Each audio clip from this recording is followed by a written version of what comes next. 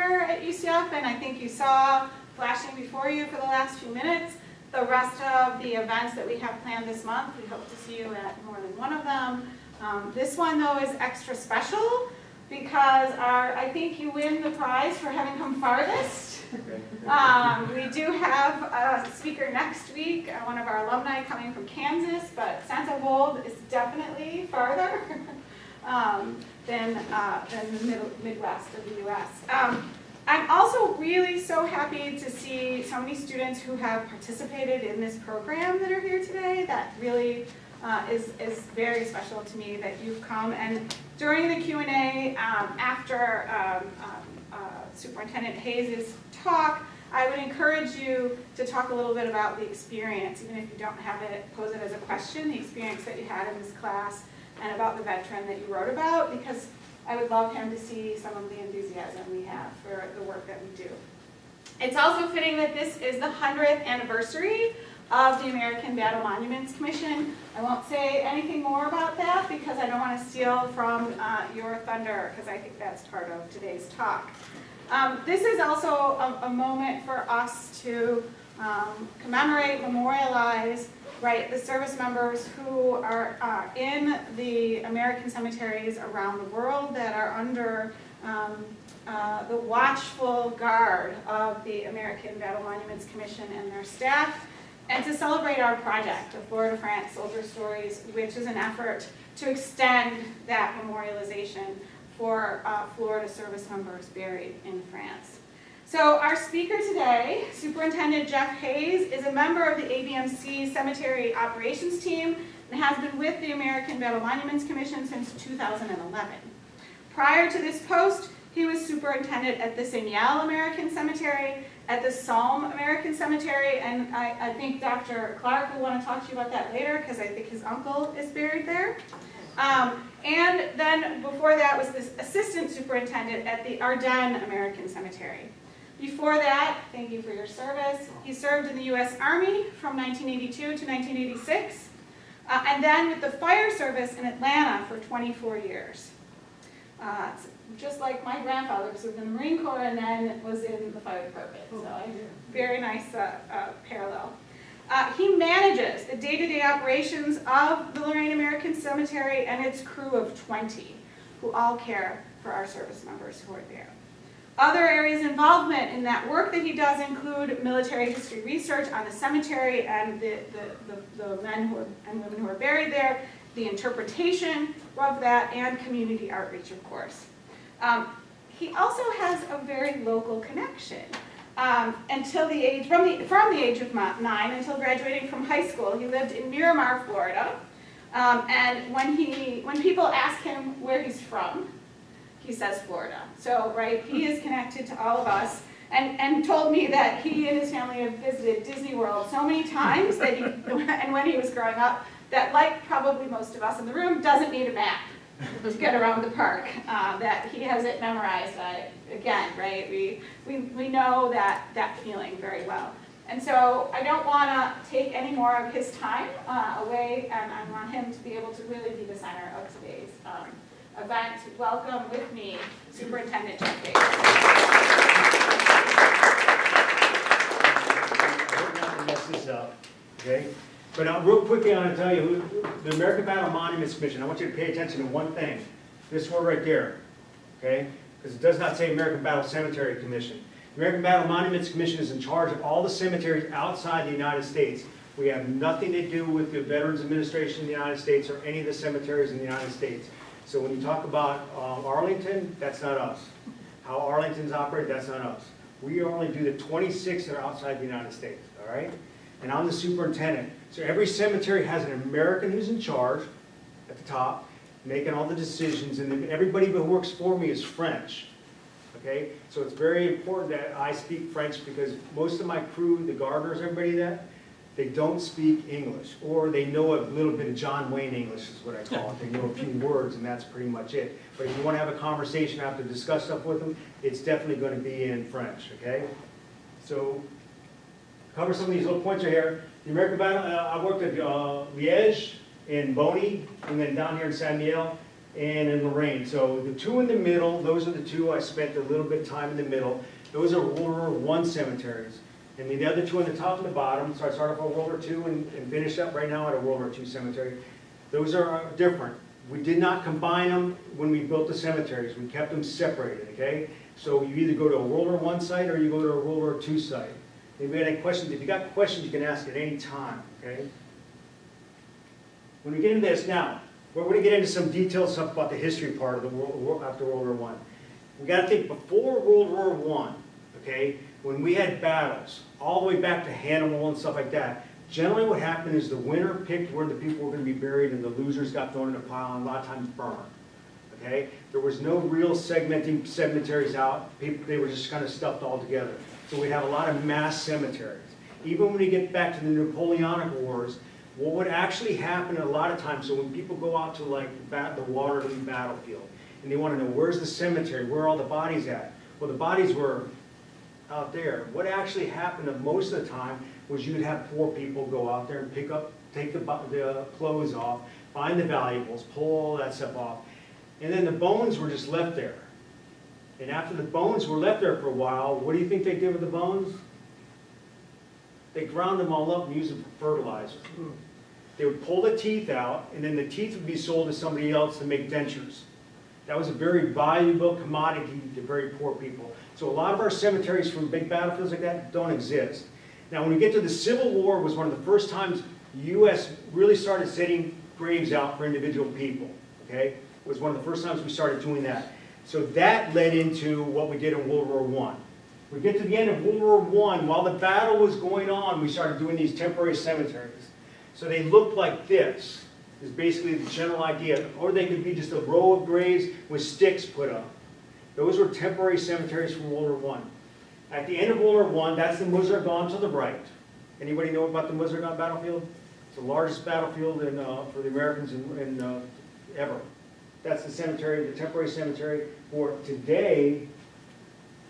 That's where the cemetery sits today, and up here is where the visitor center is. If you ever go there, the visitor center is on this side, and all the graves are still on the other side.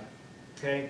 So after the war, the families were given a choice of where they wanted the loved ones to be buried. Okay? This concept, if anybody ever tells you that my family couldn't afford to bring the body back, my family couldn't do that, total hogwash. You got a letter, and then in that letter it said, what do you want to do with the body of your loved one? You can have them shipped back to the United States, bury them anywhere you want in the United States, or you can have them buried in one of our new cemeteries that we're creating. Okay, so the Graves Registration started building these cemeteries. Graves Registration started building, okay? So they started laying out all these different cemeteries. And basically the way the temporary cemeteries from World War I were picked was, here's the battlefield, is this room. We're going to put the cemetery here. Okay? That's basically how they picked the site out. And they would look at some basic logistical ideas or concepts of how the cemetery where it would actually be at. One of them was, is France going to let us use the land or not? France basically said you could have whatever land you want to bury your dead. Okay? So we would pick these areas that we had good road traffic, we had locations where temporary cemeteries were at, and then we start developing it. The Graves Registration would start developing this land. But remember, the families got to choose. So the first people that left the temporary cemeteries were, when the family said, I want them taken back to the United States, they were put into caskets, and the caskets for World War I were bronze caskets. They weighed about 600 pounds apiece. Okay? And people griped about that and complained about that, but yes, that's what happened, okay? Now, when you also get to these temporary cemeteries like this, at this point, not necessarily here, at that point here, African Americans were principally the ones who dug the temporary cemeteries. Okay? When it gets to the permanent cemeteries, they were dug by ex-French soldiers. Okay? So, now, what we're going to get to, while this is all going on, what actually happened was this. Every military unit that was an American military unit down to a platoon was putting up monuments all over France. And so you would go drive around, you'd see this monument set up in France for this company attacked this hill and captured this hill. But they completely ignored the division that's around them. But when you read the monument, it's like, oh, this company did this. Wow, they really did this. But artillery and everybody else was with them. So these monuments were popping up all over the place. So the U.S. government went to France under General John Pershing and said, hey, we need to stop this. And they made an agreement with France. They did the same thing with Belgium. They said, you can't permit any more American monuments anywhere in France. We will do that. And so they actually stopped that. So when an American military unit would go to the French government and say, hey, can we put up a monument? The French government would say, you need to talk to these guys over here. This is where we get the American Battle Monuments Commission, okay? Because we were there to build monuments. And that's when we built the monument, the big World War I monuments around France. We started building them. Now, as time went on, and the Graves Registration were building all these cemeteries and laying them out, all the permanent cemeteries, what actually happened was they said, we need someone to take care of the cemeteries. And so in 1923, that slide you saw before was when the ABMC was created to build the monuments. After that is when the Graves Registration said, we need someone to look after the cemeteries. And then they all went, the ABMC can do it. That's how we got the cemeteries. Okay, so originally we were only going to be there for a short period of time. Once we got the monuments built, we'd contract out to somebody else to take care of the monuments, and then we dissolved. Okay? That changed when they said you can have the cemeteries. So they put the cemeteries underneath us, all right? So all this was basically planned out, documented, written up, and finished. We get to the 20 years between 1918 and late 1930s. Everything's going pretty much happy and everything like that. We run into World War II. Basically what they did is, who here knows what a Xerox machine is? I'm showing my age. They basically, at the end of World War II, Xerox machines used to be these giant machines. You have these little printers on your desk in your office, these little mini printers and all, and you can go up and print something off your computer, your laptop. It didn't work that way. You had a big, giant printer. That you had to go to the Xerox. They basically went to the plan from World War I, hit print, and then they copied it. Generally, that's how they did, where they copied it for World War II. Now, the same thing happened on the battlefields, and especially for World War II. If you got wounded on the battlefield, and it was a real active battlefield at that time, the medic would basically be working on you here. If you died, what the medic would do is drag your body over to a certain, few meters away, and he'd bury you there. And he'd mark it on a little piece of paper and send it up to higher chain of command. That would be little cemeteries all over the place. Or you could be lost on the battlefield, okay? But if you got wounded, taken back to a hospital, or wounded and brought back, you'd be put into a temporary cemetery, okay? So this temporary cemetery right here is where I'm at, Site of Old American Cemetery. That's a temporary cemetery here. The permanent cemetery is right there. I know you can't see it, but that's a temporary cemetery now for where I work, okay? So basically you would be brought back to the permanent cemetery if they had time and the capabilities to do it. They'd bury in a permanent cemetery. Or after the battle moved on, the Graves Registration would go out to these little temporary sites with this little map that was given to them, and then they would dig up the graves and take it back to the permanent cemetery. One of the things that helped with World War II especially is called a burial bottle. They had a little bottle like this, a small glass bottle, with a note card. They would stick inside of who you were, what unit you were at, all that information, and they buried it by the head. So when you buried him in the ground, in a blanket, not all the times in a blanket, if you buried in the ground, they put it by the head. So that when the guys dug you up, the Graves Registration guys dug you up, they would look at the head, they'd find the bottle, and they knew who that was. Okay? Now, just to give you a real quick note, a lot of times the soldiers that were lost in the battlefield and weren't found for years later, if their head was missing, the dog tags are gone, and it creates a problem, which we'll cover later on. Okay? So we look at the World War II, they started creating these World War II temporary cemeteries. The same situation happened here. Letters go back to the family decides where they want to be buried, where they want to be, how they want to be transported. Even if the family said, I want them to be buried in England, Scotland, Wales, Italy, we would take them back there too. We did not take them back to Germany. Anybody who said Germany basically got a no answer. We didn't do that. We took our bodies out of Germany. Okay, and we did the same thing with World War I. All the bodies came out of Germany. Now, one of the things about World War II graves is that we actually have 7 guys that are buried in the Ardennes American Cemetery that were slated to go back to Russia. If you remember the end of 1918 and the 1919, although the political situation was going on in Russia, these guys were temporarily moved into the Ardennes, and they were there just to be held.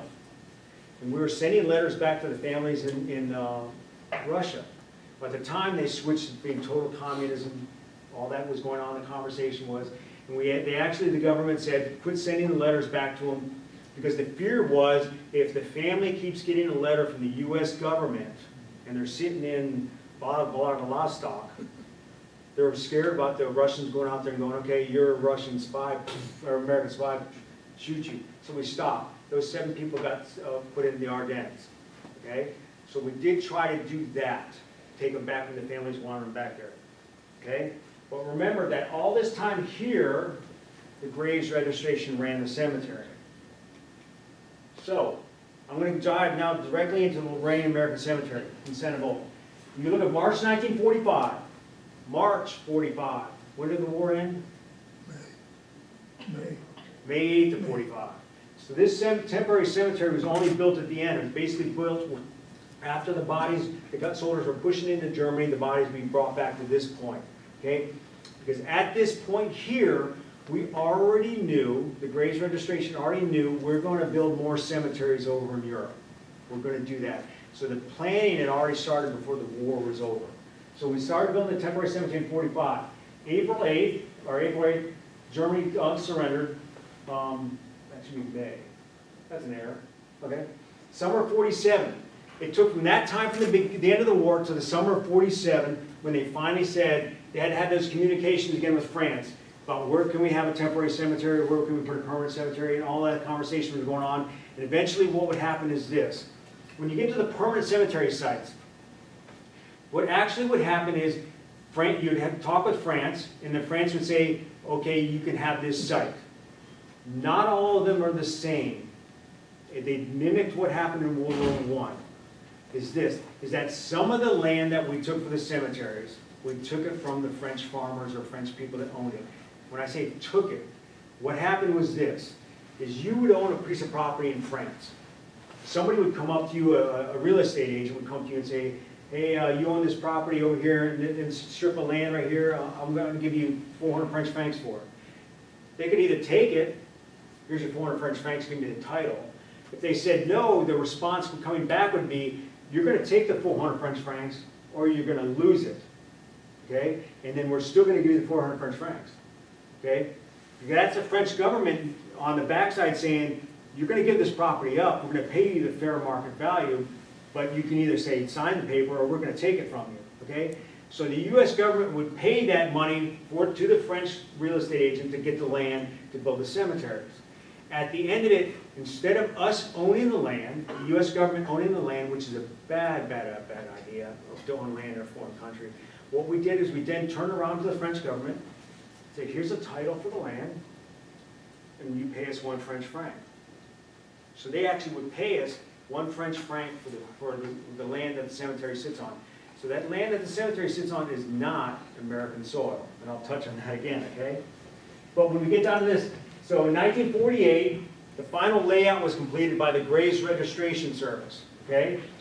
And then we get to 1948 in August is when the construction started. So between 45 and 48 is when they were laying out the plans for how the cemetery is going to be laid out. The buildings, the monuments, all the architects were coming out, visiting the sites, designing how each site was going to be. And remember, every single ABMC cemetery is different. They're not the same. So when people say, oh, I visited Normandy American Cemetery, people who work for the ABMC will say, you visited 1 ABMC cemetery. You need to visit 25 more, because they're all completely different. Once you visit a few, you're going to go, oh yeah, you're right, they're all completely different. Okay? So when we get to the construction started, in 6 December 48 to July 1st of 49 was when the majority of the bodies were buried. By this time, most of the bodies had already left to go back to the United States. So when you see a picture of a temporary cemetery and it looks like a bunch of headstones are missing, that was taken after the exhumations to go back to the United States was started. And then we started working on the exhumations to be buried in the Lorraine American Cemetery. So they all were put into zinc alloy caskets. A zinc alloy, why? Because that 600-pound casket was just unbelievably heavy. So they reduced what the material was made in. But the casket, when you open it up today, there's silk lining with a pillow in it. They're perfectly you could use it for your loved one today. Okay? That's what they would look like when you open them up, all right?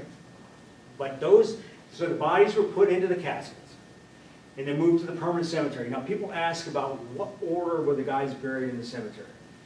Okay, the basic simple way that I come up with the order is this, is random with a plan, okay? When you sent the letter back from the United States, back to the Graves Registration Service, that letter, they would read the letter and they'd say, okay, he's going to go stay here, he's going to go to the United States, stay here, the United States. You got a disinterment directive number. So the first one to come back was disinterment directive 1. The first one to go back over here was disinterment directive 1. These guys left to go back to the United States, and then these were 1, 2, 3, 4, 5, 6, whatever the number will be. So disinterment directive 1 is the first one to go to the permanent cemetery. 2, 3, 4, 5, 6. And what they did was, since they had to bury between 150 to 200 people per day, they would have burial teams. Burial teams at this point are French contractors, okay? So the French contractors out there, and some days they'd be in like plot A, you'd have 10 graves being dug here in plot B, they might have 10 this way, in plot C going 10 people this way. If these 10 graves were ready to go, the next 10 bodies went here. If the next 10 went into plot B, they went into plot B. The next 20 might come over to A, then the next 10 might go into C. It makes it random, but it's with a plan. There's planning behind how it went. Some of the differences that were set up was families had to tell us. If they did not tell us, we did not know. Families had to say, hey, my 2 sons died during the war. Can you bury them side by side? Sure. What we do is if one son was in Leyte Gulf and the other one was in Lorraine, we would ship the one body from Leyte Gulf, which is out in the Pacific, all the way across the United States and bury him next to his brother. They had to tell us this. They didn't tell us that's where we get this one body buried in the Ardennes and the other one body buried in Lorraine, because nobody told us. How many Smiths are there out there? How many Joneses are out there? How many Joneses are there from New York City? We don't know until somebody tells us. Now, even if this is a family said, our 2 kids grew up on the same street. My son and the Joneses down the street, they grew up together, can you bury them side by side? We'd do that too. And a few cases where they actually said, everybody from an air crew, so we lost an air crew, 10 guys in an B-17 or 10 guys in a B-24. Everybody got shot down, they all died, we found them all together. And all the families together wrote a letter saying, can you bury all of our sons together? So each family had to request for their son to be buried next to the other sons. We would bury them in a row, okay? So that's how that worked. Brothers side by side, other air crews side by side, but they had to ask. Otherwise, it is completely random. So when you get into the end of that mass interments ended, that just means that the mass interments ended. So if we still find bodies on a battlefield and the families elect to have them buried over there, we can still bury them in the cemetery. Okay, you can see that December 15th right there? That is when we took over the cemetery. So up till then, Graves Registration ran it. They ran it, but they ran it like this. We're the boss, we're the Graves Registration. What do you think, ABMC? The ABMC would supply the contractors, the architects. You see what I'm saying? But we're the boss. And then in December 15th is when they said, okay, you can have it. And then they backed up, all right? Now, there's a very good date right here, this date right here, 31 December of 51. Up until that time, a family member could say, I want to bury it in France, send another letter, I want to bury it back in Louisiana. Oh, I want to bury it in France. No, I want to bury it back over here. They could continuously change their mind. When it came time to that date right there, this date right here, that's the end of it. The body was in France, it stayed in France. We get requests today for people to say, hey, I want my great-great-uncle buried back in the United States. Can you exhume him and bring him back to the United States? The answer is, no. Okay? Because what we'll end up doing is we'll end up pulling that letter out from that family member, which is usually a lot of times the mom or the wife who says, I want him buried in France. She made the decision. It's done. And once we pass that date, it's over. Okay? So in 1957, we had that many bodies here, 10,483 in Lorraine. And July 19th of 1960, it was dedicated. That means they came out and had a ceremony and all, and they said, okay, we're an official ceremony, cemetery. Also, the other thing, we generally, this worked up until just a few years ago. When we got to this point right here, the cemeteries were closed unless we found a body in a battlefield somewhere, which means this. I get requests continuously, especially when I was at the Ardennes Cemetery. World War II vets would come back. They'd come back to visit their friends in the cemetery. And every single vet that I ever talked to said, how can I be buried over here? When the subject came up, they said, I want to be buried over here. I don't want to be buried back in the United States. I want to be buried over here. We'd say, sorry, the same thing you get for this one, cutoff date, we can't do that. We don't have any veterans, we don't have any family members, we don't have any of that buried in the cemeteries. Unlike Arlington and all the rest, the loved one, the wife can be buried with them. Doesn't work that way. Our cemeteries are guys and women who died during the war, okay? So,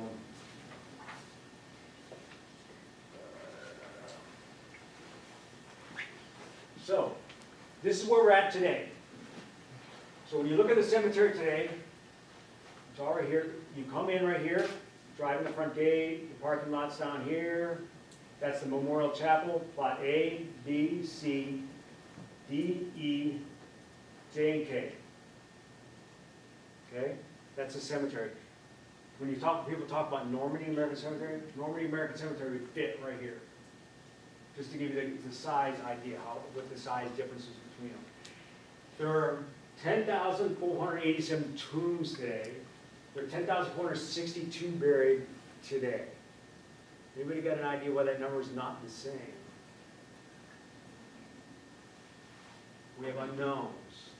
They've been working for years to try to identify the unknowns. And that's where you get that discrepancy there, okay? Because what happens today is when we look at the cemetery, France owns the ground, all the monuments, all the memorial sites, the pathworks, the grass and all that stuff is U.S. government property.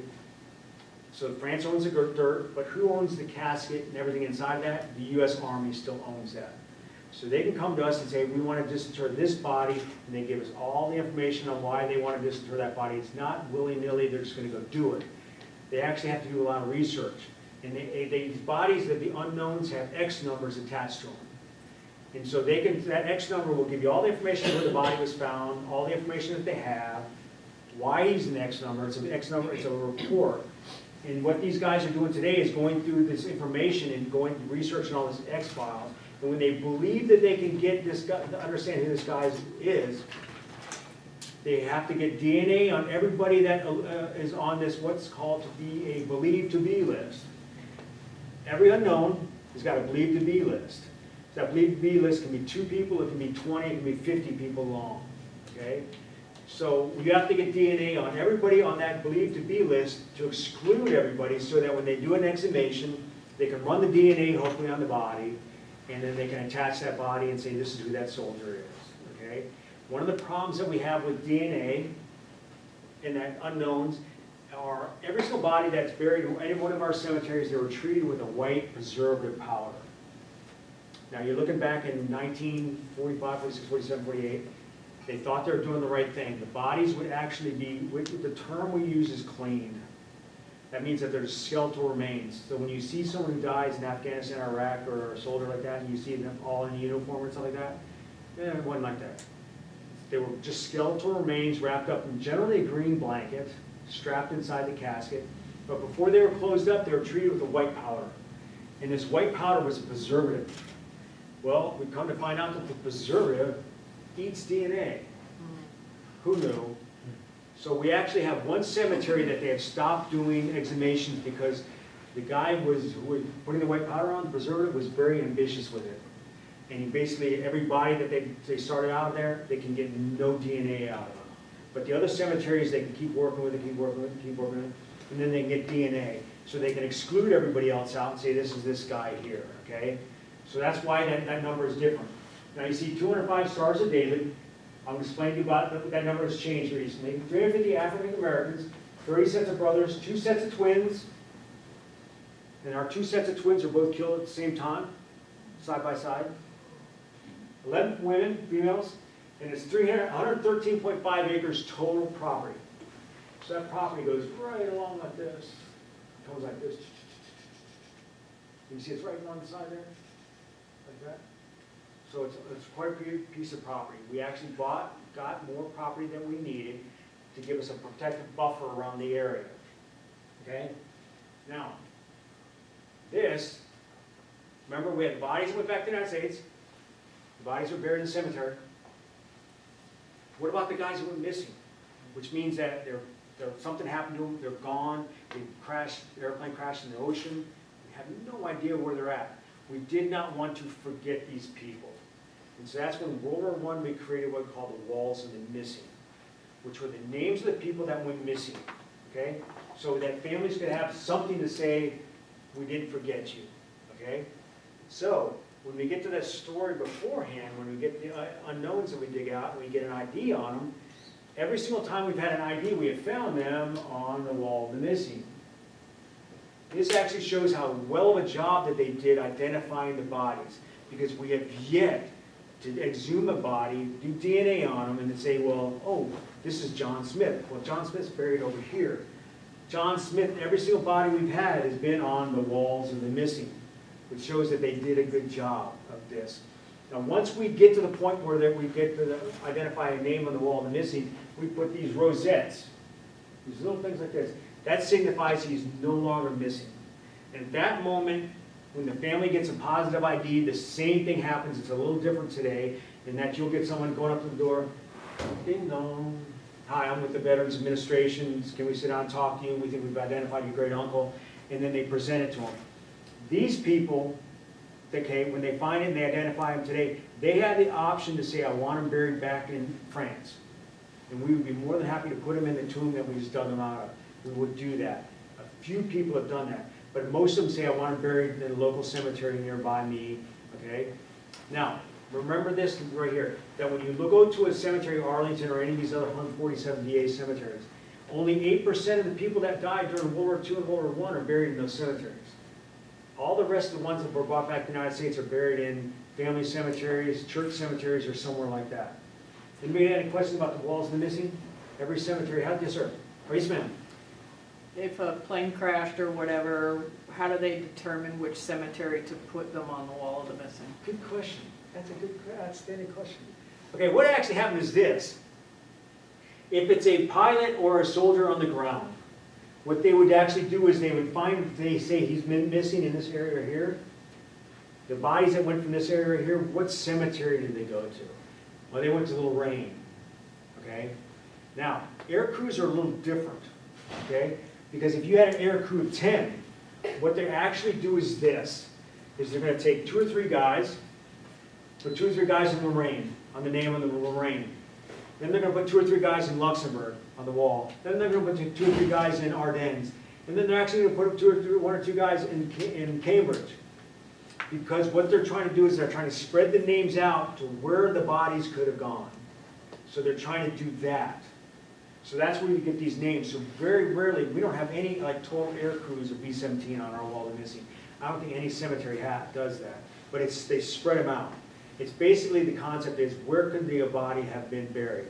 More than likely the high potential to be buried. That's the wall they're going on. It was a little different in World War I because they did it more by wall space. Okay, so if you go to Anmarn, which is Belleau Wood, and you look inside the chapel there, the Walls of the Missing go all the way up to the side of the chapel. There's huge names there.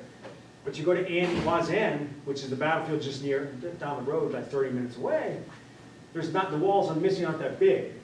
So they actually took the names of the Walls of the Missing off Voisin and stuck them inside Anmarn, just because they had all this extra space. But that's basically how it worked, was that idea, that concept, okay? It doesn't always work because a lot of the bodies that are being exhumed on the Ardennes or Luxembourg are on our Wall of the Missing. Now, our sister unit with the British was started off called the Imperial War Graves Commission. Now it's called, I forgot the name of it now, Imperial War Graves Commission. They had the same concept with the Walls of the Missing and the bodies buried here, okay? The difference with them is when they get a body that was identified, they come in with a saw, cut the name out, replace it with a piece of rock. They just completely remove the name. We opted not to do that, okay? So that was just one of the differences what we have between us and them, what the British do, okay? Now, we're going to talk about how you actually, the information that's on a headstone, okay? What is actually written on the headstone is what was on the headstone and what was on the dog tags, that information from the time that they died, they were buried.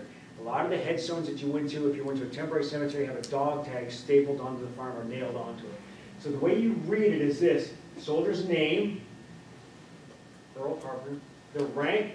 Now the rank was the rank when they died, because some of the guys got awards and then died later on, so the rank is not what it was when they were in the Army. The unit right there, or the unit right here, 702 tank type. The date of death. Now the date of death is this. If we witness his death, or somebody can say he died on this day, or we found his body on this day, or died in this hospital on this day, we have an exact date of death. Okay? If we fought all day long, Germans counterattacked, we backed up, then we stayed back here for a few days, our bodies are out there on the battlefield. Okay? Did he get captured as a POW, or did he get killed? I don't know. You know, unless someone said, I saw him get shot with a 50 cal in the chest, kind of had to go, we had to go, I don't know. Because what would actually happen if the Germans captured a POW during the war? They actually would get all the documentation on the individual, go over here to our friendly neighborhood, Switzerland, give that document to Switzerland. Switzerland would then turn around and transmit it to the U.S. government. So we knew who was a POW because they told us. Okay? We did the exact same thing. We captured a German POW, filled out the form, gave it to the Swiss government. The Swiss government then turned around and gave it to the Germans. So we kind of knew this. It was kind of like an honor among thieves kind of thing. You did that. But one of the things that it did do was this, is if somebody went missing in the battle or shot down an aircraft and their name didn't come up on that list in 3 or 4 or 5 months, you didn't ask, where is so-and-so? Very specific reason, you don't ask. And that was, if you said, we're looking for Lieutenant Gardner over here, okay, and he was shot down here, what do you think the Germans are going to do? They're going to flood the military in that area and try to capture him. They're going to say, hey, he's out somewhere. We have no record of him. He's out here somewhere. So it instilled the Germans to go look for somebody, so you never ask. You wait till you got the document. If he's not on it, you kind of went, he's missing. But what we actually would do is this, was we'd wait 365 days plus 1 day. And then we'd legally declare him dead. And that generally put us outside the war. So with POWs who walked out, that generally put us outside the war, and then they were legally declared dead. What that also allowed was the wife, if she had kids, she was still going to get a paycheck for a year. The regular paycheck instead of getting the bonus check, and then at the end she'd get the bonus check. Okay? So it kind of served 2 purposes there. That's where that comes from. That date of death can actually be a little bit off. And then this, the most confusing thing here is this right there. Not where he was born. Okay? It's where he said, I'm going to support and defend the Constitution of the United States, where his feet were at the time they did that. So we do have a few that say Scotland or Mexico or something like that. Because they would go to the embassy and they would stand in the embassy and say, I swear to support and defend the Constitution. They'd be standing in there. And so it's going to say on their headstone or their Mexico or Scotland. It's not all encompassing, but that's where the majority of them come from. Yes, ma'am. So was that because they were citizens of that place and that's why they had to go to that embassy, or did they maybe want to avoid like going to? Why would they go to an out of state, like out of country? They were actually there. Some of them were embassy employees, and they would join with the ambassador and join like that. Now we do know that we had a lot of immigrants that would come over to the United States, and what we would do is this. This happened with World War I with a lot of Germans. They would sign up for the military, and they'd go there and say, well, what are you a citizen of? They say, well, I'm a citizen of Germany. And you go, well, do you want to become an American citizen? And they'd say, sure, yeah. You're going to do it right now. Okay? And that's about basically how fast it went. You swore to support and defend the Constitution, you become a citizen, fund paper out, you're not American. So but that it all depends on a lot of scenarios. I cannot answer the question for everybody, but that's generally what happened was the people working at the embassy, or someone who was an American citizen going to the embassy, and on his document it's going to say, when you enlist, it's going to say Mexico, or it's going to say Canada, or it's going to say Scotland, or England. Were they not worried that that would be a security threat to hand out citizenship like that during that war time?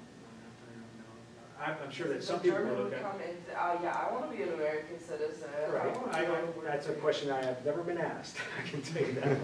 Okay. But anybody understand the headstones? Okay. Now, if you look on the back side, wrong one. The backside of the headstone, at this level, on the backside, you're gonna see a series of numbers. That is their dog tag numbers, or their service numbers, okay? We put those in the back. There's one cemetery that has the X numbers put on the back, not all of them. So a lot of times when you see the back of the headstone, there's no number on it, it's a civilian, or it's an unknown, okay? Now, one of the things we did do is this, was pointing out that then we had 205 Stars of David. When we started off a few years ago, we had 202. What actually happened was there were some people doing research, like you all do. And they were coming up and they were saying, hey, this guy's really Jewish, but he's buried under a cross. And they would go to the family and they'd ask them. They'd say, hey, we got all this documentation and stuff like this. Do you want us to change it to a Star of David? And the families would go, yeah, sure. Okay, yeah, we'll do that. And then they would actually have to come to the U.S. government, the United States Army, and say, we want to change the cross to a star, and go through all this process and everything like that to change it to a Star of David. But when you get to the actual discussions of why they were buried under this and not that, anybody got an idea why they would be buried like that? We knew in the late 30s and the 1940s what was going on in Germany. The Jews were getting persecuted in Germany. So a lot of guys would go up there and they'd say, when they go to the enlistment office, they'd say, I'm a Lutheran, I'm a Methodist, I'm a Catholic, or something like that. Because when they got captured, it happened everywhere, especially in the Battle of the Bulge. You got captured, they lined up the American troops, they grabbed the dog tag, they're turning around, they're looking for your religion. And what they would actually do is they would segregate you out. If you were Catholic or Christian, you went that way, and you went into a POW camp. If you were Jewish, you went that way, and a high percentage of them went into concentration camps. And they did this. They would look at it and go, okay, you look Jewish. I don't know what that means, but you look Jewish. And then they would send these guys that way too, okay? So that was what they did, and these people, they knew this, so they hid it, okay? And so years later, they would go to the family and say, I would really like you to be on a Star of David. And we'd say, sure. So we'd have a ceremony, and we'd change it to a Star of David. That's what Operation Benjamin was. They actually changed it. That's where that number changed for the Stars of David, okay? Now, brothers side by side. We did bury all the brothers side by side if we knew who they were and they told us in advance, because we do have some armed buried side by side. Okay? So this is us rubbing the sand in the headstone right there. Whenever a family member comes, we put the sand in the headstone, because if you look at these headstones back here, you can't really see the names, but once we do that, you can see them really well. Okay, so that's what we do that for. Okay, and then the brothers buried side by side. Anybody like a Air Force historian kind of thing here? Okay, this guy is a high-ranking ace, right here. He was shot down on December 25th, 1944, over the Battle of the Bulge, by the Americans. He was strafing targets, and the Americans shot him down. And he was a real high-ranking ace. He was one of the top 5 aces in Europe. Okay, this is his brother. His brother was strafing another target later on in the war. Dove too low and ran into some trees. Okay? It was very hazardous duty being a fighter pilot in World War I or II. Very, very hazardous duty. Okay? If you weren't going to get shot down by the Germans, sometimes you could be shot down by the Americans. Okay? That's how it happened to them. All right? But we shows that we buried them side by side. Now, this row here that they are in, there are 11 sets of brothers buried in this row. And then what I'm saying here, they're buried in this right here, this area. And that shows another planning where we set out an area for brothers to be buried side by side. Okay, now I'm going to cover some of the stuff that's not true. Okay, these are what we call ABMC lore. These are the questions we get almost every single day, and we have to sit there and we go, no, that's not true. Okay, that's not true. One of them is this. Okay, when I say this, we're not in Kansas anymore, it's not part of the United States. People will continuously come on the cemetery grounds, and then they go, I'm in the United States now. I'm in the United States. We have to go, no, you're not. Okay, you're still in France. Okay, one of the things that that does by not having it be part of the United States is this, is that if somebody comes in there and wants to be a total horse's backside, I just pick up the phone and call the gendarmes, and the gendarmes are there. We're friends with them. They're there in a snap. Okay? And so we get a car with 4 cops in it, basically, and we don't have to deal with it. If we were part of the United States, we wouldn't be able to do that. Okay? And it also does, makes it so that you don't have to come into the front gate and show your passport. You just come on in, it's part of France, okay? Now, we are allowed certain exemptions that French people don't have, we are allowed. Some of the exemptions are like this. If I have a tree die in my cemetery, I tell my gardener, Jack, go cut the tree down. We're gonna plant a new tree there. Okay? If you get a tree dies in your house, in your yard in Center Old, you're supposed to ask your neighbors if you can cut it down. You gotta ask the mayor if you can cut it down. All like this. You have to get permission from everybody. I don't have to do that. I can build a new building in my cemetery. I don't have to ask anybody, but we respect the French laws in the context that we ask. We'll ask about a new building or construction site. We'll ask them. It's respect. We want to keep that great relationship we have with the mayor of Sanibel, the prefect, and everybody like that. We want to do that, so we do it, and we get the response back generally about 24 hours later because they know. Okay, go. Okay, they know the rules, and that's what they do. Okay, there are bodies in all the caskets. People think that it's just a show, that this is just a monument. All the little headstones out there are just a monument. No, there are bodies in the caskets. I've seen them. Okay, and they're perfectly aligned with the headstone. All right? We use caskets, not blankets. Some people say, oh, they're all buried in blankets and stuff like that. No, they're buried in caskets. At this point, they're all buried in caskets. Every single one of them is in a casket. Anybody got an idea where the caskets came from? When at the end of World War II, you got these companies that are pumping out P-47, P-51s, B-17s, B-24s. What are they going to do after the war when they have all this extra material on it? Caskets, caskets, caskets. When we open up a casket, sometimes it says Goodyear stamped on the inside. Okay? We can see that, and you can actually tell who it is, who made the casket. It's actually on the inside of the casket. Okay? Families did not have to pay for anything. The U.S. government set up $80 per family per body to bring it back to the United States. That would pay for the whole thing, the casket, the embalming, the whole, everything that you have to see, the transport back to the United States. It covered everything. Okay? Very few times did it ever get to the $80 figure. And it also paid for a guy to walk with the casket and take the body back. It paid for every bit of that. So nobody had to pay for it because people come there and say, well, my great uncle told me he couldn't afford to bring the body back. I'm sorry, that's just not true. And then I bring out the Form 1, which I'll show you at the end, and say, you know, Manuel Jones or whatever. Oh, yeah, that's my great uncle, great grandfather. He's the one who signed the paperwork for him to stay here. Okay, so that's what happens there. The graves do not face the United States. They do not face east. They do not face west, and north, or east, something like that. They face whatever is best for the terrain, the ground that they're on, to make the water flow off the irrigation system. That's it. Okay. This is my favorite one. Wikipedia is wrong. Okay.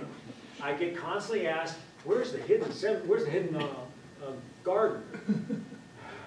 It doesn't exist. I have no idea where this came from. In fact, our people in Washington, D.C. have actually asked Wikipedia, can you get this off your website? And they won't take it off. They said there's probably a garden on there that's taken care of today by the grounds crew. And I'm thinking, and she can testify to this, my wife. She can say, I have told people, I said this, I'll give you 4 hours in a golf cart, and your monthly paycheck, and my monthly paycheck, and after 4 hours you can't find that garden, you go anywhere you want to do, I want your monthly paycheck. I'm betting you that it's not there. You can go anywhere you want to go. It doesn't exist. You find that on Wikipedia. Okay? This thing about a hidden garden. It's whatever. That's the feeling. I don't understand, okay? Now, how did Jeff get into the Lorraine American Cemetery and get into the ABMC? Okay? In 2004, my wife and I went to the Normandy American Cemetery to go to Pointe du Hoc for a ceremony. Okay? Back then, when you signed up to go to the ceremony, to get permission to go to the ceremony, you had to fill out this form online. And so one of my father's brothers was killed in the war. So I just checked the box, okay, boom, clicked it, boom, like that, thinking nothing about it. We show up there to pick up our ID out by Pointe du Hoc, and they go, oh, you're next of kin. Here's your badge. And I was sitting there going, okay, you know. But it allowed me to go sit in a special area. I wore that, and I think, oh, that's fantastic, okay? I knew nothing about this beforehand, okay? But 6 of my dad's brothers fought in World War II. One of them didn't come back, okay? So I did not know this, but my dad spent years looking for his older brother. He remembers him at 7 years old. He remembers him leaving to go fight in the war. He remembers coming home from school about a year later. He walked in his house, and his mom and Glenn's wife is sitting there at the table, and they're both bawling. And my dad says, you know, kind of like an 8-year-old kid going, what's going on? And they said, Glenn is wounded in the war, and he's wounded over in France. And so the mother, his wife brought the document over to his mom's house, my dad's house, okay? So literally after that, my father heard nothing about it. Nobody talked about it. Nobody discussed it. Nobody did anything, okay?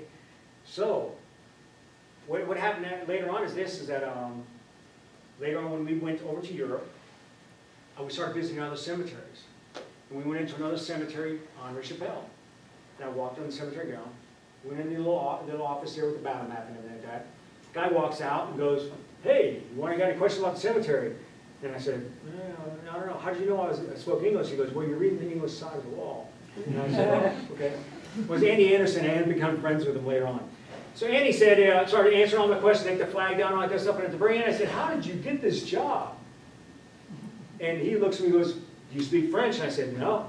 He goes, well, that's one problem there. And they said, you ex-military? I said, yeah, I did all this other stuff like this, you know. He said, yeah. He goes, you learn French, you can get this job. So when we left there, she doesn't realize it, but she actually looked at me and goes, this job's got your name written all over it. Because I'm a military history geek-noid, okay? That's all I can read is real military history, okay? So we walk off and we visit other sites and stuff like this. We go back to the United States. I filled out a resume, okay? I send it off to Parrot, Washington, D.C., and I get a phone call one day when I come home from work. Get the phone call, pick up the phone, and it's a guy says, this is General Nicholson. And I'm thinking, okay. And he starts talking to me. Well, General Nicholson was the commander of SOCOM before he got out, and he was a commander for my old unit. So we spent 45 minutes or so talking about people we knew. And at the very end of it, he goes, can you speak French? And no.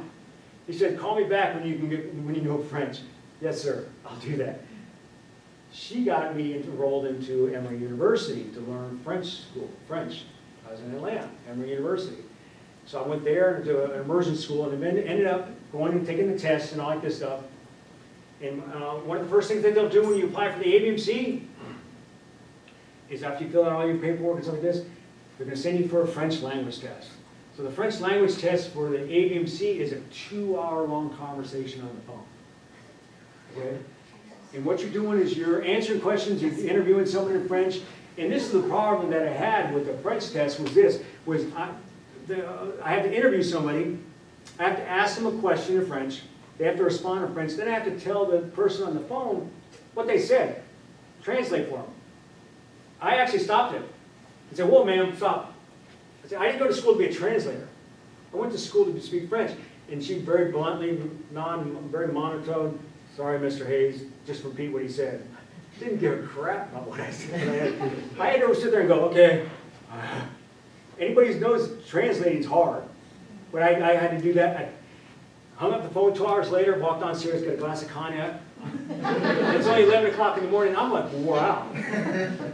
Next day, they call me on the phone. A guy named Gary calls me on the phone and says, hey, how you doing? How was the test? Like this up. I said, yeah. And he goes, well, you passed. And my response was, Gary, I think you got the wrong guy.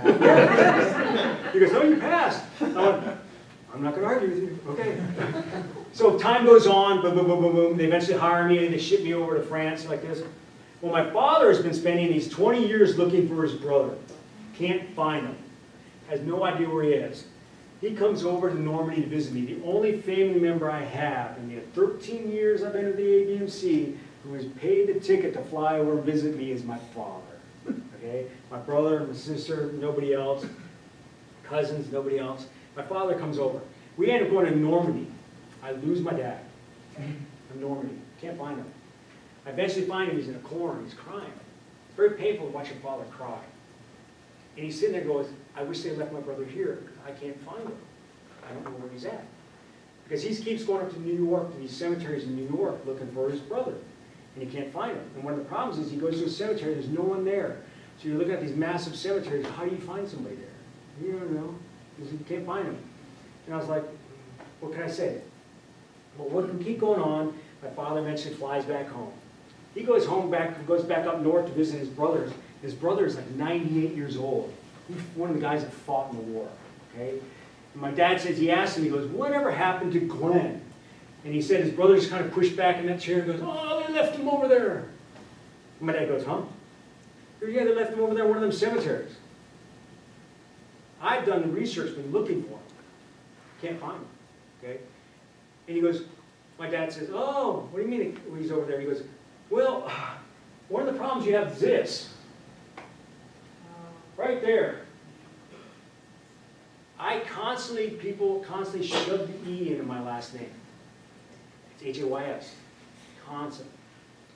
Apparently, what his brother told him was, Glenn got tired of telling people to take the E out. So when he was 20 years old, he stuck with H-A-Y-E-S. So when I'm looking for Glenn S. Hayes, I'm dropping the E off, doesn't show up. He said, it's there, his last name is E. You need to remember this for research. People back then didn't give a hoot how you spelled their name. They didn't care. They were more concerned with, don't make me miss dinner. Okay? That was what happened. We get this all the time. Or, GS, people could have called him GS. He could have signed, his friends called him GS. My father's name was Sonny. If you tell him Larry Hayes up in Chautauqua, New York, Larry Hayes, who's that? Oh, Sonny. Oh, yeah, I know Sonny. Okay? The names didn't matter to people back then. So it didn't matter to him. So I go there and they're punching in the computer, and within about 5 seconds I find him. This right here, that's his wife. That location, Jamestown, New York. That's where my dad's from. I know where that place is at now. Instantly I found him. He's in Cambridge. Okay? So this is the one of those questions you're asking about where people are buried and all like that, how they pick where people will be buried. I actually got a hold of all the research on him. I got the research on him. What happened was he was fighting in the southern flank of the Battle of the Bulge, west of Bastogne, or east of Bastogne. He got wounded, he got shot in the arm. Destroyed his arm.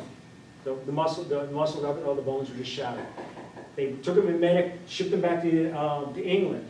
In England he got a disease that we can get today, like it's an infection. Sepsis? It's like sepsis, but it's not sepsis. Gangrene? It's like gangrene. Hold on, I'll think of it in a minute. I'll think of it when I'm walking out the door or something. Okay? He got that, and he died. We didn't have medication back there to take care of it. Today you just get a shot and a few pills, and they're going to slap you in the butt and go home. They didn't. He died. So when he was buried in Cambridge, which also complicated the subject. So remember this for your research. You have to find out what was the name that they did when they joined the military, who they said they were, because that happens constantly. The other thing is this. One of the other things that people come up with this, I'm going to touch on the New York, New Jersey issue. Ugh. You get someone from New Jersey, cross the river and join in New York, and it shows New York on his headstone. They have a cow, okay, because it should be New York.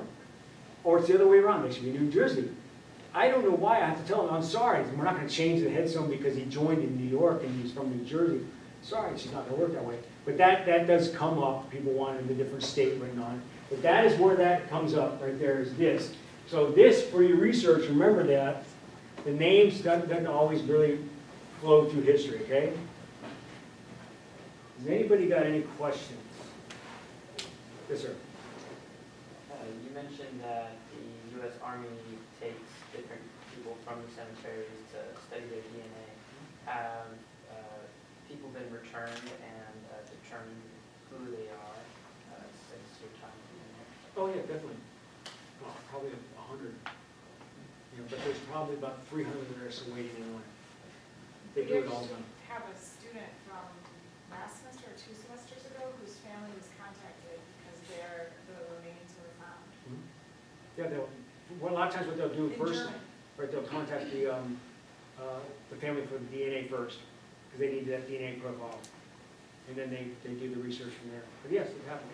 It happens every year we get some like that, their ID, they do their ID. It happens all the time. Yes, sir. Can you discuss a little bit any similarities or differences with the war dead from the Pacific Theater?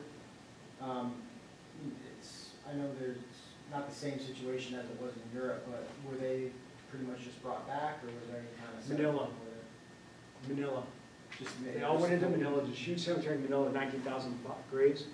The majority of them went there. Now here's another tidbit of information for you. We used to have a cemetery in Hawaii. Punch hole. Punch Bowl. That used to be one of ours. We have photos of it with crosses in it. Just like this. It's illegal to put those crosses up in the United States. In any kind of government cemetery, military cemetery, anything like that, it's illegal to put a cross up like that. That's where you get the plaque. Okay? So it's illegal to put those up. Because Pershing wanted, so when you took a photo of a headstone in our cemetery, you knew it was an ABMC cemetery, and it was a guy who died in World War I, buried in Europe. That was the reason for the cross. Now, before Hawaii became a state, we had those crosses up in Hawaii in the Punch Bowl. As soon as Hawaii became a state, Hawaii and Alaska became states basically at the same time, as soon as that happened, they had to take them all out. All of them out, then they went back to those flat ones. They have some of those in Hawaii, but a lot of them are the ones that are flat to the ground. Okay, they converted them all to that. So they're basically the two locations were Hawaii, Manila or the Punch Bowl. And then when the Punch Bowl became part of Hawaii, it's not included with us. They used to call them Pacific East and Pacific West. They just went to Manila. So they all went there. Okay. Now we do have bodies were lost, missing on every battlefield, every island out there. They're still out there. And war is war. You know, we have to move. So we have to keep going. So they're still doing research to try to find them. Just like Vietnam. They've actually just shut down the system for Vietnam, just recently. They're not looking for them anymore in Vietnam. Unless they get somebody saying, I found a body over here. They're not actively looking for them anymore. They shipped it totally to World War II. And we're outside the window for World War I. One last note about DNA. The DNA that they use lasts 70 years. How long ago was World War II? We're outside the window for DNA for World War II. And then in combination using that powder, the preservative powder, makes it really hard.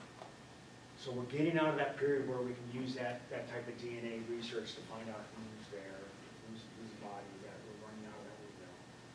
So So that powder even affected the teeth?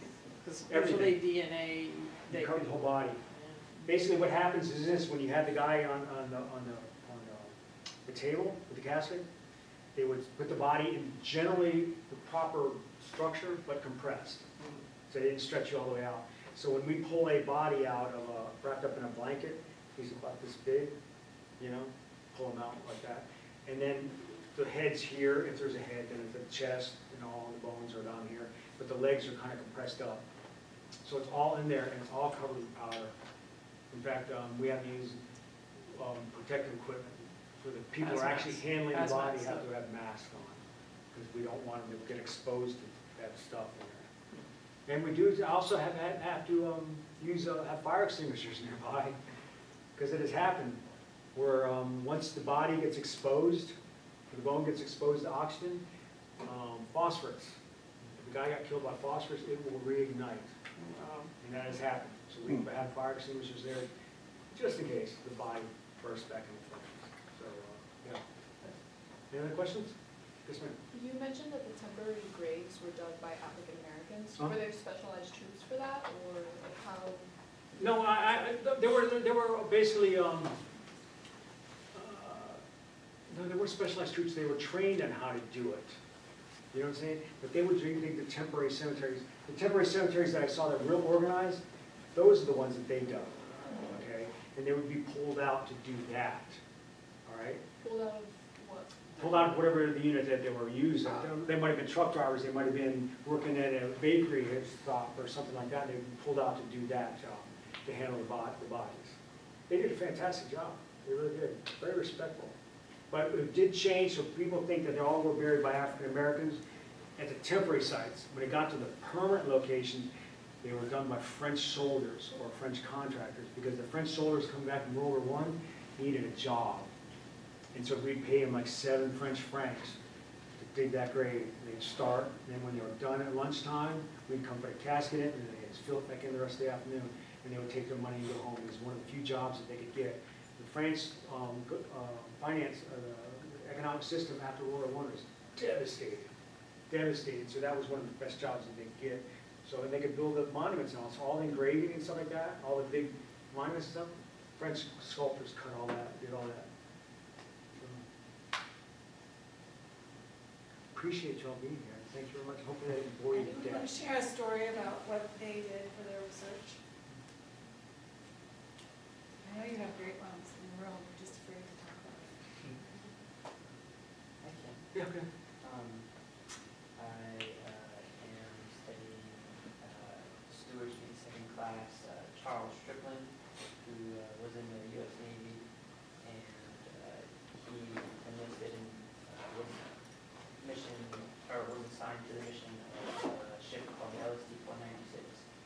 And on D-Day, he traveled to and from Normandy to deliver supplies and tanks. And he hit, or his ship hit sea mines on the way over. And there's an oral history of someone on a ship nearby who watched it happen. And it was at night to describe the explosion as if daylight came up from under the ship.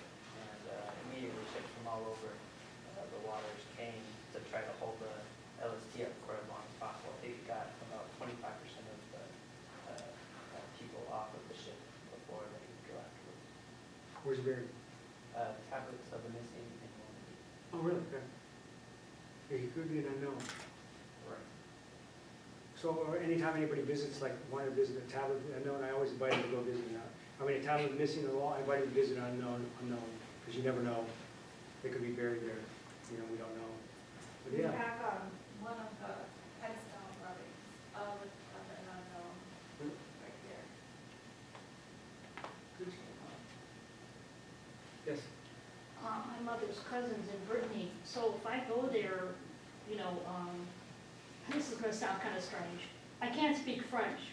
I can read it, which graduate students have to learn. So is there places to stay and people ready for people for me to wander over there? And There's someone that everybody works in the office speaks English. okay, You just walk in the office and say, I'm looking for so-and-so and so-and-so, and they're gonna take you out there. And then they should do this with the sand and the flags, they should do that for you, so you think a good photo. Here's one of the things I always tell Americans when you come to visit France. You get to Paris, a lot of people speak English. What I tell you to do is this, is if you go to a boulangerie, English. A bakery, I forgot the word in English. You go into a bakery to get like a sandwich or some pastry or something, which I invite you to do. They make better pastries and stuff than we do over here, okay? Especially when you get something made at the shop. It's addictive, it's like crack cocaine. But you go in and then when you're at the line, if there's a line, you should know what you want before you get to the counter. This idea of going up to the counter and going, oh, no. They want to kick you through the line as fast as they can. So that's where you just say, you know, like this, and you kind of look around, decide what you want, get back in line. When you get to the line and they go, okay, can I help you? It's easy if you just go, I'm sorry, I don't speak French, but I would like this. Very slowly, but I would like this. You're going to find usually what happens is that person goes, je peux parler l'anglais un petit peu. Okay, that's not bad. I talk a little bit of English. I speak a little English. Or they're going to say, Margaret, come here. You've got another English speaker over here. Something like that. But they're going to be very nice. They're going to say, it's okay. And then you just point. Like that, or one of those, one like that, point to it. And then they're going to take you down here and you're going to pay for it, okay? Well, it's just that simple act of you saying, I'm sorry, I don't speak French. Real slow, but I was like this. You're going to change the attitude. What happens is, and I've seen it, where people go into a place and go, God damn, doesn't anybody in here speak English? That kind of stuff. What do you expect? Sound like me. What do you expect? I'm saying you instantly make them, you're going to instantly make it an aggravated face, and you wouldn't be surprised if they go, okay, next, and they look past you. But if you do that simple act of saying, hey, I'm sorry, I don't speak any French, you're going to go, oh, no problem, you know, and then someone's going to come up and talk to you. Someone's going to come up and talk to you in English. Especially in Normandy and Yeah. Brittany. Normandy, you're going to have no A problem. lot of Americans go there, Yeah. so, and the British, so Right. you'll be fine. You'll be fine there. It's not a problem. But that's my first recommendation. Also, one of the other cultural things I tell Americans is this, is if you walk into a shop, a store, and you open up the door, say bonjour when you walk in, Yes. okay? It is more common, more cultural thing when you say hello when you walk in.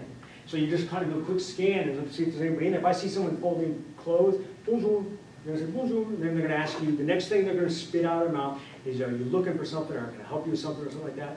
And then what was the saying you make? I don't I'm speak sorry. Sorry, I don't speak any French, but I'm looking. in that class. But I'm saying it's very simple, very slow, very simple, and you're going to be just fine. They're going to be, people outside Paris is one area. Outside Paris, outside Paris. People outside Paris are very friendly, very nice. Protest because someone who spends a lot of time in Paris. But you the regions speak know- French. No, but the regions know that their economy depends on tourists, and I have lots of French friends who go out of their way when they see a fumbling American to ask them if they need help. And so you definitely, I think the real point is that if you go in shouting in English at someone, it's going to be an issue. Yeah. And the other part of it is, in the United States, if you walk up to someone and say, excuse me, that's considered polite. In French, if you don't start with hello, how are you, and actually get a back and forth before the excuse me, can you help me, that's considered incredibly rude. So it's a miscommunication, even if you're trying to be polite by saying, excusez-moi, that because you haven't done the first part of that process, which is hello, how are you, waiting for them to give you an answer, and then the excuse me is the issue, is that is a miscommunication of what is considered polite. For us, just walking up to someone in the store and saying, excuse me, can you help me, is considered polite. You don't have to do the hello, how are you, back and forth, right? What I say is this, is je suis désolé pour le dérangement. I'm sorry to bother you. And they're like, oh, no problem. So that's basically what I say is that, I'm sorry for bothering you. And they're like, no, I can help How do you say it? Do you know how to say that in French? Google You have Translate. lots of help. On speaker. Her accent's much better than mine. Anglais, you're asking Yes. them, do you I know speak that. English? Then they're gonna know you're not speaking French. You know, right off the bat, they're gonna. They'll know go right you're away. What? They're good, they're good. This, I speak very Belgian French, like A little what is different. the word that they use that, with the machine gun, that people that don't That's what speak it is? French? Yeah, combien de temps avez-vous,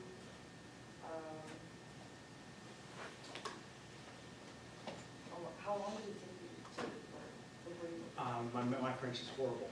Me as well, it's been 4 years and Oh, no, the only, I read really well.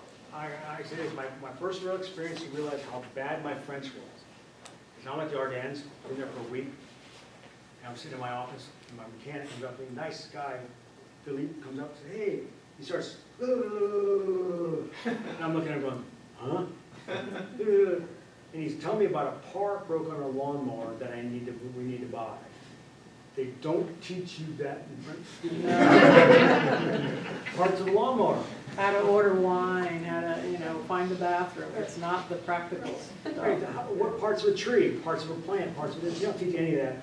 So we literally had to go over to the service area, and he's going, this, and holding the piece up, telling him, okay, like that. But there is a difference between Belgium and France, and I learned French, and so when I went to Belgium, they made fun of me with my numbers.